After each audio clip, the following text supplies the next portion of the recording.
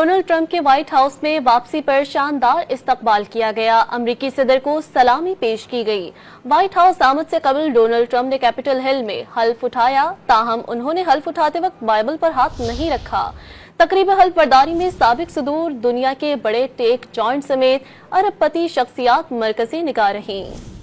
Donald Trump کی ایک بار پھر وائٹ ہاؤس میں واپسی ہو گئی۔ فلائی پاس سے شاندار استقبال کیا گیا۔ ٹرمپ کو سلامی دی گئی۔ وائٹ ہاؤس آمد سے قبل ڈونلڈ ٹرمپ نے کیپٹل ہل میں 47ویں صدر کی حیثیت سے حلف اٹھایا، تاہم انہوں نے حلف اٹھاتے وقت بائبل پر ہاتھ نہیں رکھا۔ خاتون اول صدر کے ساتھ کھڑی تھی، جنہوں نے 2 بائبلز تھام رکھی تھی، لیکن ٹرمپ نے حلف لیتے وقت اپنا سیدھا ہاتھ بلند کیا اور کسی بائبل پر ہاتھ نہیں رکھا۔ کیپٹل ہل میں ہونے والی حلف برداری کی تقریب میں سابق صدر Bill Clinton, George Bush, Barack Obama سمیت دیگر نے شرکت کی۔